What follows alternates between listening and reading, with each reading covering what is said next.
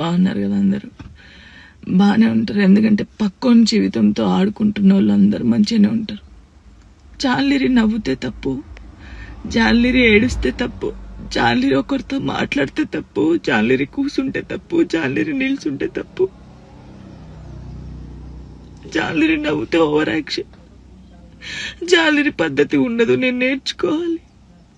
Folk ఇండస్ట్రీలో పద్ధతిగా చీర కట్టుకొని ఇప్పటి వరకు మెయింటైన్ చేసింది నేనే. ఫస్ట్ నాకు ఆన్ కెమెరా ఆఫ్ కెమెరా ఒకలా ఉండదు. నేను అందరితో నవ్వుతూ మంచిగా ఉంటాను, ఎంత పెద్దోళ్ళైనా ఎంత చిన్నోళ్ళైనా సరే. వేరే టాపిక్స్ లేవు, జాను లిరి టాపిక్. ఎందుకు నా పర్సనల్ లైఫ్ ని తీసుకొచ్చి మీరెందుకు ఇంత హైలైట్? అంటే మీ వ్యూస్ కోసమా? దేనికోసం? నన్ను మాట్లాడితే జాన్లిరికి రెండో పెళ్లి, ఒక ఫోటో వేయడం, జాన్లిరికి రెండో పెళ్లి, జాన్లిరికి రెండో పెళ్లి.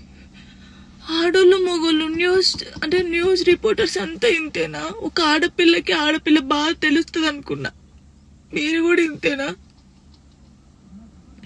అసలు నా పర్సనల్ లైఫ్ ని ఎందుకు తీస్తున్నారు? మీకు అసలు జానులిరి తప్ప వేరే టాపిక్స్ లేవా?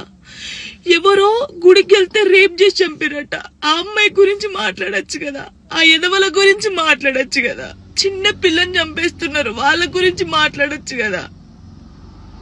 ఎందుకు నా టాపిక్, నా పర్సనల్ లైఫ్? సరే, నా గురించి మాట్లాడినప్పుడు నా గురించి మంచి కూడా ఉంది కదా. 8 సంవత్సరాల నుంచి ఒక కొడుకుని పెంచుకుంటుంది, పద్ధతిగా ఉంటుంది. ఈ షోలో మన తెలంగాణ అమ్మాయి విన్ అయిందని చెప్పొచ్చు కదా, మంచి చెప్పొచ్చు కదా నా గురించి. ఎందుకు నా పర్సనల్ లైఫ్ ఇంత ఘోరంగా? ఇన్స్టాగ్రామ్ లో నా వీడియోస్, నా వాయిస్ కి గలీజ్ వాయిస్ పెడుతున్నారు. నాకు కొడుకు, నా కొడుకు చూడడా? నువ్వు ఒక అమ్మ కొడుకే కదా, నీ అమ్మ వీడియో అలా పెట్టి గలీజ్ మాటలు పెడితే నీకెంత బాధ ఉంటుందో అంతకన్నా ఎక్కువ బాధ నాకుంది.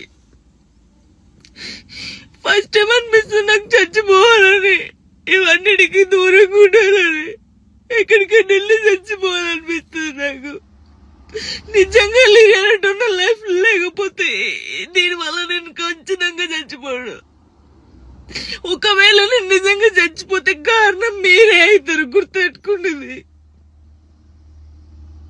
ఇంత నరకమా? మస్తు టాపిక్స్ ఉన్నాయి. నా మీద పడేందుకు మీకేమొస్తుంది? నేను చచ్చిపోయినా కూడా నా శవం దగ్గరకు వచ్చి మైకులు పెట్టి ఎందుకు చచ్చిపోయింది తెలుసా, ఎందుకు చచ్చిపోయిందని చెప్తారు మీరు. మీ వ్యూస్ కోసం ఒక అమ్మాయి జీవితాన్ని రోడ్డు మీద వేయాలి, అది మంచిగా చెడ్డ ఆలోచించరు. ఇష్టం ఉన్నట్టు కామెంట్స్ పెడతారు. మా అమ్మ నాన్న నన్ను చిన్నప్పటి నుంచి ఒక్క మాట కూడా అనకుండా పెంచారు, కానీ ఈ రోజు అడ్డమైన వాళ్ళతో నేను మాటలు ఆడుతున్నాను.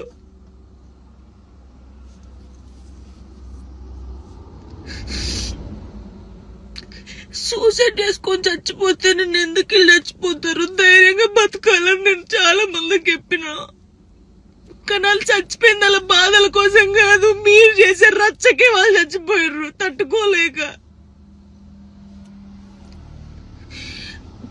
నాకు ఈ రోజు అనిపిస్తుంది నాకు ఓపిక నశించింది. నేను చూసి వీడియోలకి నా వాయిస్ కి గలీజ్ వాయిస్ పెట్టడం, మీ అమ్మ తీసుకొచ్చి మీ అమ్మ వాయిస్ కి గలీజ్ మాటలు పెడితే మీకు అప్పుడు అర్థమవుతుంది బాధ. నేను ఏ రోజు మాట్లాడలేదు, కానీ నాకు ఓపిక నశించింది. నాకు ఈ బాధ తట్టుకోలేకపోతున్నా, ఎవరు చెప్పుకోవాలి కూడా అర్థం కావట్లేదు నాకు. నా లైఫ్ మీద మీకు ఇంత ఇంట్రెస్ట్ ఎందుకు? మీ లైఫ్ మీద పెట్టుకోండి కదా, ఆ టైంలో మీ లైఫ్ మీద పెట్టుకుంటే బాగుంటది. ఒక అమ్మాయి జీవితంతో ఆడుకున్నాడు ఎందుకు? నా కొడుకుని మంచి చదువుకొని మంచి పొజిషన్లో చూడాలనుకున్నా, అది చూడలేనేమో నేను, నాకు అర్థమవుతుంది. నేను బద్దల్లే పోతా. ఇది మాట్లాడితే మీరు ఏదో ఆపేస్తారు, ఇది కాదు. ఓపిక నశించి నేను ఎప్పుడు దేనికి రియాక్ట్ కాలేదు. ఒక అన్నతో మాట్లాడే తప్పు, నా తమ్ముడని మాట్లాడితే తప్పు, ఎవరు పడితే వారికి లింకులు వేస్తారు.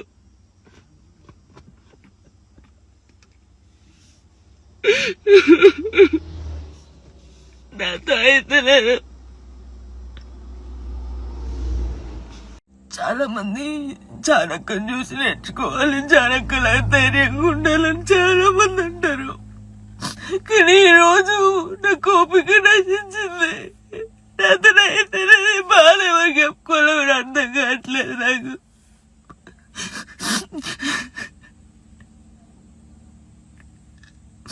అసలు నా వల్ల మీకు ఏమైనా హాని జరిగిందా, ఏమైనా నష్టం వచ్చిందా? జానులే నా కొంచెం మంచి కూడా ఉంది కదా, మంచి పెట్టొచ్చు కదా. అన్నయ్యతో మాట్లాడిన, అక్కతో మాట్లాడిన, చెల్లెతో మాట్లాడిన, ఎందుకు నాకు ఇద్దరు నవ్వినా నేను కూర్చున్నా అసలు. అయ్యో నరకంగా అనిపిస్తుంది నాకు.